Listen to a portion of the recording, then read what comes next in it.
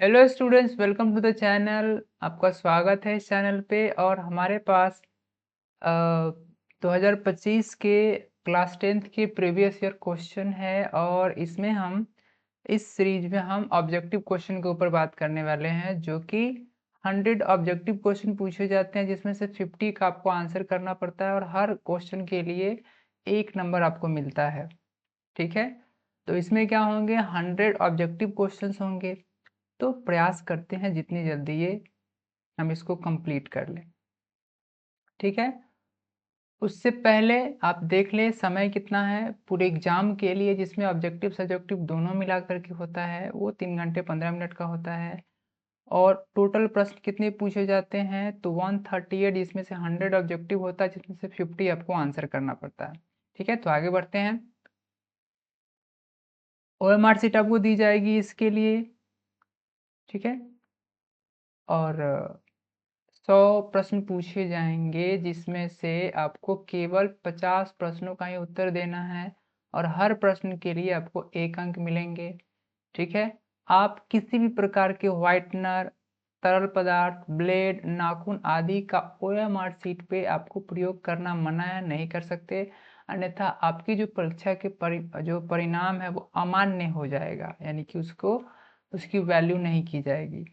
उसमें 30 प्रश्न ऐसे पूछे जाते हैं जो लघु उत्तरीय होते हैं, जिसमें से 15 का ही आपको जवाब देना होता है, जो कि 2-2 नंबर के होते हैं। ठीक है, उसके बाद आपको 8 प्रश्न दीर्घ उत्तरीय पूछे जाते हैं, जिसमें से आपको 4 का ही जवाब देना होता है। और इसमें से सबके लिए हर एक क्वेश्चन के लिए आपको 5 मार्क्स मिलते हैं, यानी कि यहाँ पर हो गया 15 इंटू 2 30 मार्क्स, और यहाँ हो गया 4 का ही आंसर करना है, तो 4 इंटू 5 कितना हो गया, 20 मार्क्स। ठीक है, दोनों मिला करके कितना हो जाएगा, 50 मार्क्स।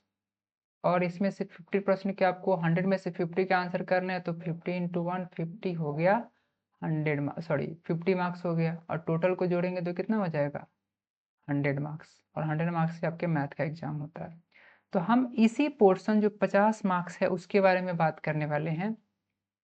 ठीक है, तो ऑब्जेक्टिव क्वेश्चन स्टार्ट करते हैं, जिसमें 1 से लेकर 100 तक के, उसमें से 50 का ही हमको आंसर करना है। किन्हीं 50 प्रश्नों के उत्तर दे, ऐसे ही क्वेश्चन पेपर आपको मिलेंगे। तो आगे बढ़ते हैं। हमारे पास पहला क्वेश्चन क्या है, निम्नलिखित में से कौन परिमेय संख्या है।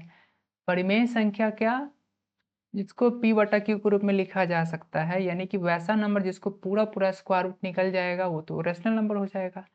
तो इसमें तो दोनों नहीं है, दोनों इरेशनल है, और इरेशनल को अपरिमेय के साथ जोड़ते हैं तो अपरिमेय होता है, और परिमेय भी हो सकता है।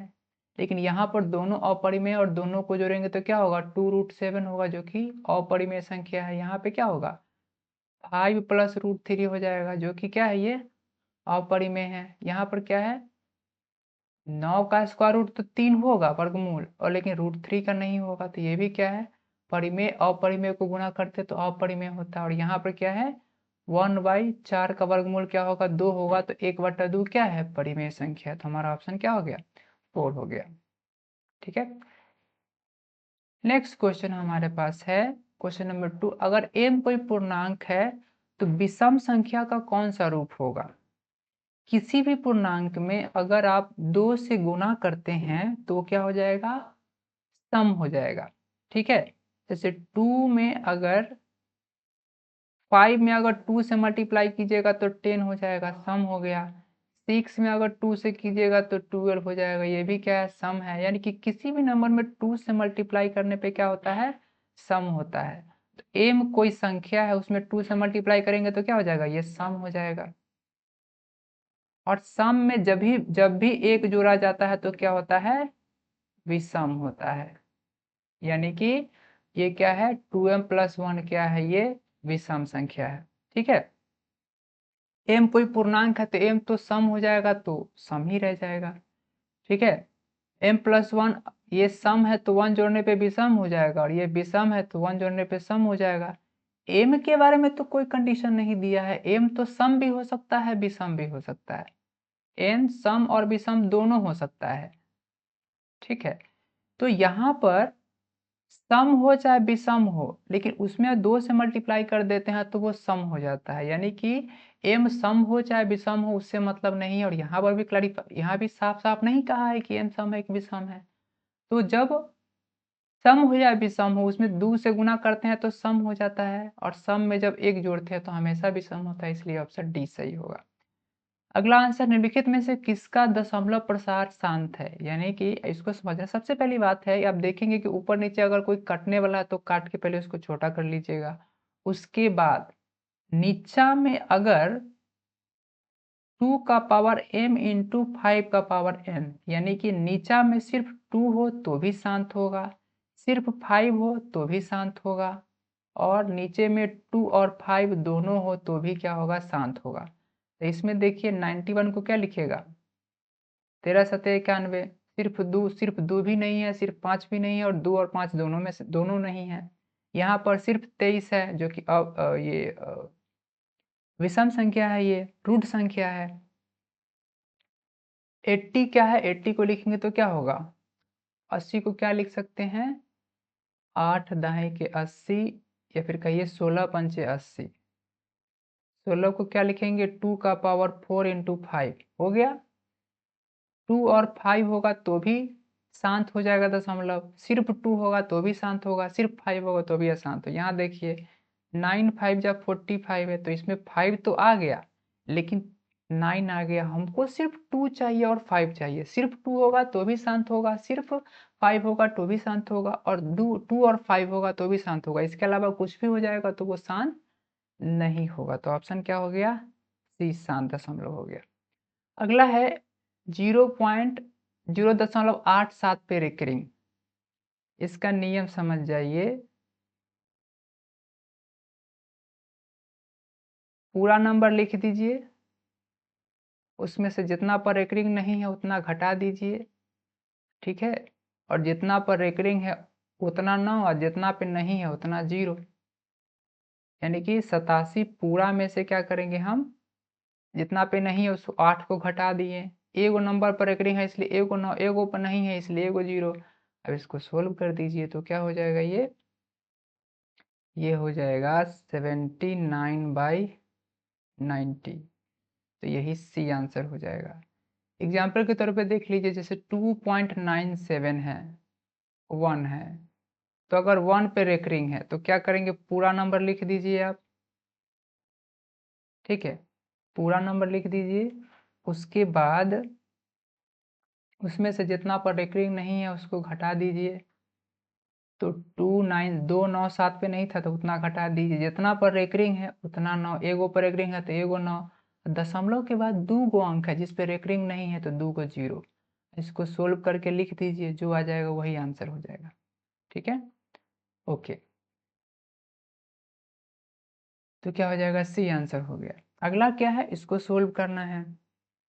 तो सबसे पहले आपको क्या करना पड़ेगा? 540 को इसका गुणनखंड करना पड़ेगा। तो इसका एक मेथड बताते हैं जो आसान मेथड है। 2 से भाग दीजिए, 27 दूना 54, फिर 2 से भाग दीजिए, 2 एकाएँ 2, 2 तिहाई 6, 2 पंचे 10, फिर 2 से तो नहीं होगा, 3 से होगा, 5 3 8 1 9, 3 से हो जाएगा, 3 चौक 12, 3 पचे 15, फिर 3 से हो जाएगा, 15 तिहाई 45, फिर 3 से हो जाएगा, 3 पचे 15। सब लिखिए, 2 का पावर 1 2, 2 हो गया। उसके बाद 3 का पावर 1 1 2 3, 3 हो गया, और 5 का पावर 1 हो गया। तो ये x है, ये y है, ये z है, दोनों को जोड़ना है फिर घटा देना है। तो 2 3 5 माइनस 1, 2 3 5 माइनस 1 कितना हो जाएगा? 4 हो जाएगा। तो यही हमारा ऑप्शन हो गया। अगला क्वेश्चन है, इसमें से कौन अपरिमेय संख्या है? ठीक है, तो इसको सोल्व कीजिए तो क्या हो जाएगा? 13 गुना 13, और 2 में से एगो बाहर तो निकल ही सकता है, तब तो ये परिमेय संख्या हो गया। ठीक है, ये 10/100 है, तो ऊपर नीचे कट जाएगा, या फिर कहिएगा कि ऊपर तो 10 का 10 रहेगा, नीचे 100 का वर्गमूल 10 हो जाएगा। तो बताइए ऊपर अपरिमेय संख्या, नीचे परिमेय संख्या, तो अपरिमेय संख्या ही होगा। तो ऑप्शन यही हो गया। इसको सोल्व करेंगे तो क्या होगा, ये 21 का वर्गमूल है। इसको सोल्व करेंगे तो जो भी रिपीटेड होता है, आवर्ती दशमलव होता है, ठीक है, वो क्या होता है, तो वो परिमेय संख्या होता है। ठीक है, अब आगे देखते हैं। यदि m और n दो अभाज्य संख्या है, दो अभाज्य संख्या है, प्राइम नंबर है, तो क्या होगा, अभाज्य संख्या और विषम संख्या में अंतर समझिए। विषम संख्या में क्या होता है कि वो 2 से जिसमें भाग नहीं लगता है, 2 से भाग नहीं लगने वाला। ठीक है, और अभाज्य क्या होता है, जिसमें या तो 1 से लगेगा न तो स्वयं से लगेगा। ठीक है, और अभाज्य संख्या, दो अभाज्य संख्या का जो महत्तम होता है हमेशा 1 होता है। ठीक है, अगला क्वेश्चन है, दो संख्या का गुणनफल पता है, लघुत्तम पता है। तो आपको पता है कि दो संख्या a और b है, तो a और b का जो गुणनफल होगा वो लसा और मौसा के गुणनफल के बराबर होता है। दोनों संख्या के लसा और मौसे के बराबर होता है। तो महत्तम निकालना है तो दोनों के गुणा में क्या कीजिए, लघुत्तम से डिवाइड कर दीजिए, तो क्या होगा, महत्तम निकल जाएगा, महत्तम समापवर्तक निकल जाएगा। तो दोनों का गुणनफल इतना है, तो क्या हो जाएगा, ये 2 3 6 6 बट्टा 182। ठीक है, तो काटेंगे तो कितना होगा, 2 से तो कट ही जाएगा, 91 हो गया। 2 से काटेंगे तो कितना होगा, ये 11 दूना 22, 2 अट्ठे 16, 2 तिहाई 6। 91 से इसमें क्या, या तो 13 है नहीं तो 7 है।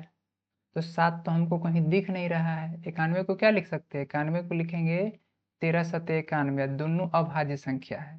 तो या तो 91 13 से काटेंगे तो दोनों कटेगा, नहीं तो 7 से काटेंगे तो दोनों कटेगा। तो 7 तो है नहीं यहाँ पे, तो 13 से काट, 13 सते 91, 13 से क्या हो जाएगा, 13 सते 91, 13 8 104, 13 नमा 17, 13 नमा 117, 13 कहीं 13, फिर 7 से काटेंगे तो 13 सते 91 कट गया पूरा पूरा। तो क्या हो गया आंसर, 13 हो जाएगा।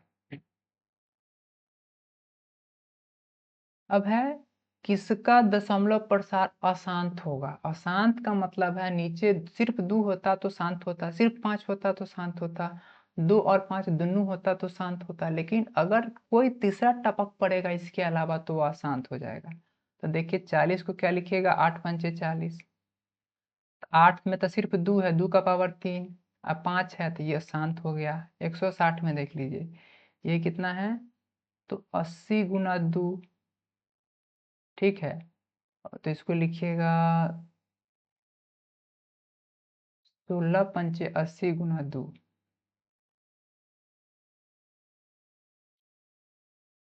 यहाँ क्या लिखिएगा, तो 16 गुना 10, 10 में 2 5 है, आई में खाली 2 है, तो यानी कि कुल मिलाकर के सिर्फ 2 और 5 है, तो ये भी शांत हो गया। 200 में देखिए 200 गुना 100 है, और 100 में क्या होगा, 10 गुना 10, 10 में 2 होगा और 5 होगा, 2 होगा 5 होगा, तो सिर्फ 2 और 5 है, इसका मतलब ये हो गया शांत दशमलव। लेकिन इसमें देखिए 441 को लिखिएगा 21 गुना 21। ठीक है, 21 में क्या है, 3 और 7 है, मतलब जब ये 2 और 5 के अलावा कोनो टपक पड़ेगा तो क्या हो जाएगा, अशांत हो जाएगा। कोई संख्या है p बराबर ए बी का पावर 3 है, q बराबर a का पावर 4b है, तो बताइए जहाँ p और q धनात्मक है, a कॉमा b अभाज्य संख्या है, तो p और q का लघुत्तम समापवर्तक क्या होगा। ठीक है, तो लघुत्तम में क्या करते हैं, दोनों का बड़का पावर ले लेते हैं।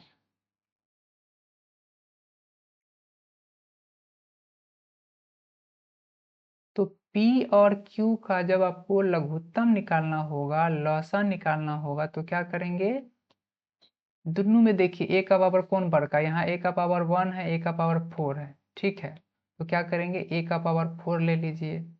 दोनों में क्या है, b का पावर 3 है, b का पावर 1 है, तो बड़का वाला पावर लेंगे, b का पावर 4 ले लेंगे और यही लॉसा हो जाएगा।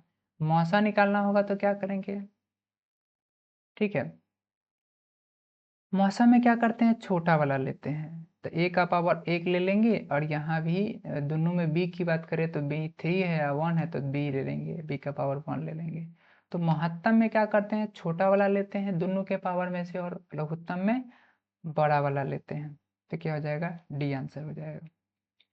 निम्नलिखित में से कौन सा युग्म सहअभाज्य है, सहअभाज्य का मतलब हुआ कोई भी ऐसा नंबर न होना चाहिए जो दोनों को काटता हो, तो तभी उसको सहअभाज्य कहेंगे।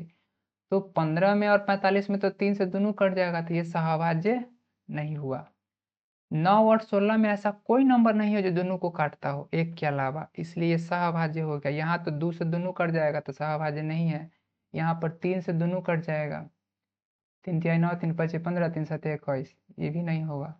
तो दोनों नहीं कटना चाहिए किसी भी नंबर से, तभी उसको हम कहेंगे सहअभाज्य। उसके बाद क्या है, इसको लिखना है p बटा q के रूप में, तो बड़ा आसान है, इसमें उसमें रेकरिंग तो है नहीं, रेकरिंग नहीं होता है तो क्या करते हैं, नीचे में 1 दे करके जय वो डिजिट है तय वो 0, तो 31 25 बट्टा क्या हो जाएगा, 1 पर 4 वो 0। अब काट के इसको छोटा कर दीजिए, ठीक है, तो 5 से काटेंगे तो कितना होगा, 5 छक 30, 5 दूना 10, दोबारा 5 पचे 25, ये हो जाएगा 5 दूना 10, 2 पर 3 वो 0। 625 को क्या लिखेंगे,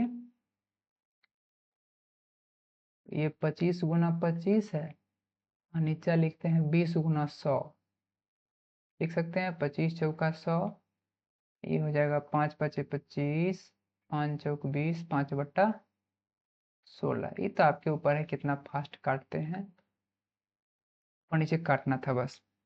निम्नलिखित में से कौन बहुपद है, बहुपद में क्या होता है कि किसी भी चर का पावर जो है वो पूर्णांक संख्या होना चाहिए, पूर्ण संख्या होना चाहिए, ठीक है, पूर्ण संख्या, पूर्णांक नहीं, पूर्णांक तो ऋणात्मक भी हो सकता है, पूर्ण संख्या होना चाहिए।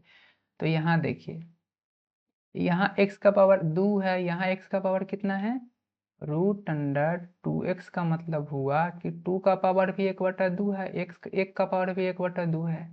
तो बताइए एक क्या पूर्ण संख्या है, नहीं है, इसलिए ये बहुपद नहीं है। यहाँ देखिए, यहाँ x का पावर 1 है और इसमें क्या है, x का पावर, इसमें है x का पावर -1 है, बट्टा में भी नहीं होना चाहिए क्योंकि बट्टा में हो जाएगा, यहाँ 1 है तो ऊपर जाएगा तो पावर माइनस हो जाएगा, इसलिए ये भी बहुपद नहीं है। यहाँ पर देखिए, यहाँ x का पावर 3 है, यहाँ x का पावर 2 है, तो ये होगा, क्योंकि नंबर हो सकता है किसी स्क्वायर रूट के अंदर कुछ भी पावर हो सकता है उसका, लेकिन जो चर है उसका पावर हमेशा पूर्ण संख्या होना चाहिए, ठीक है।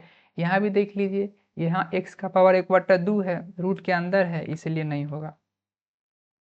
अब जैसे देख लीजिए 2x square plus 4x square का पावर x स्क्वायर का अगर रूट रहता तब ये परिमेय संख्या हो, बहुपद ये हो जाता, क्यों, क्योंकि 4 का स्क्वायर रूट 2 हो जाता, x स्क्वायर का स्क्वायर रूट x हो जाता, तब तो हो जाता, यानी कि रूट के अंदर हो और वो बाहर नहीं निकल सकता हो, वैसे केस में वो क्या होता है, बहुपद नहीं होगा। अगर निकल जाएगा तब तो वो बहुपद हो ही जाएगा, ठीक है। अब यहाँ देख लीजिए, इसका घात कितना होगा, तो ऐसे केस में जो घात होता है दोनों के जो ज्यादा पावर है उसके गुणनफल के बराबर होता है। तो इसमें क्या होगा, x का एक पूरा का पावर 2 है तो इसमें सबसे बड़ का घात क्या होगा, 2 होगा, इसमें सबका भर का घात क्या है, 3 है, इसलिए इस प्रोडक्ट का, इस गुणनफल का घात कितना होगा, तो 6 होगा।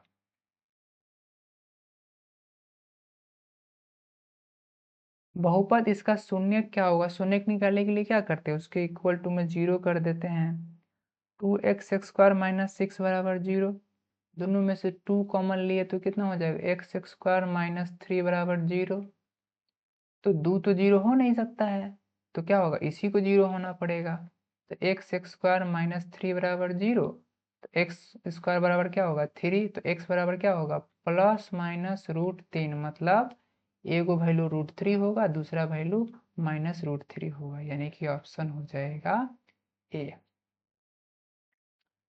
उसके बाद क्या है बहुपद, इसका P2 का वैल्यू कितना, P2 वैल्यू मतलब क्या होगा कि जहां जहां एक्स है वहां वहां 2 पुट कर दीजिए, तो P2 का मतलब हुआ 2 इंटू 2 का स्क्वायर माइनस 8 इंटू 2 माइनस 12, 8, तो क्या हो जाएगा यहाँ पे 2 दूना 4, 2 दूना 4, दूना 8, 8 माइनस 8, 8 माइनस 8 दूना 16, 8 माइनस 8 दूना 16 माइनस 12, तो कितना हो जाएगा 8 माइनस 28, दोनों को जोड़ दिए तो 28 हो जाएगा माइनस 20 हो जाएगा। ठीक है, तो क्या हो जाएगा बी आंसर हो गया। उसके बाद क्या है अगला क्वेश्चन, ये एक बहुपद है, इसके शून्य एक दूसरे का व्युत्क्रम है, एक दूसरे के व्युत्क्रम का मतलब क्या हुआ कि एक वो अगर x होगा तो दूसरा 1/x होगा, व्युत्क्रम है। ठीक है, व्युत्क्रम होने का मतलब क्या हुआ, एक वो अगर 5 है तो दूसरा 1/5 है, तो स्वाभाविक सी बात है दोनों अगर एक दूसरे का व्युत्क्रम है तो दोनों को गुना कीजिएगा तो क्या होगा पक्का कट जाएगा, यहाँ भी गुना कीजिएगा तो क्या होगा पक्का कट जाएगा, यानी कि दोनों के व्युत्क्रम अगर है दोनों का शून्य, दोनों शून्य के व्युत्क्रम है तो दोनों का गुणनफल क्या होगा 1 होगा, शून्य का गुणनफल 1 होगा, यानी कि हमको बता दिया कि अल्फा बीटा बराबर 1 है। और जानते हैं अल्फा बीटा क्या होता है, c/a होता है, तो c की जगह पर तो ये है c/a, यानी कि माइनस k/a मतलब 3, c/a। अल्फा प्लस बीटा क्या होता है b/a, अल्फा इंटू बीटा क्या होता है c/a, तो c की जगह पे तो माइनस k है, तो माइनस k/3 इक्वल्स टू 1, तो क्या हो जाएगा माइनस k इक्वल्स टू 3, इसीलिए क्या हो जाएगा k इक्वल्स टू -3। ठीक है, अगला क्वेश्चन क्या है, शून्यक -2 -5 वाले बहुपदों की संख्या कितनी होगी, तो एक शून्यक वाले कितने बहुपद हो सकते हैं, तो अनगिनत बहुपद हो सकते हैं।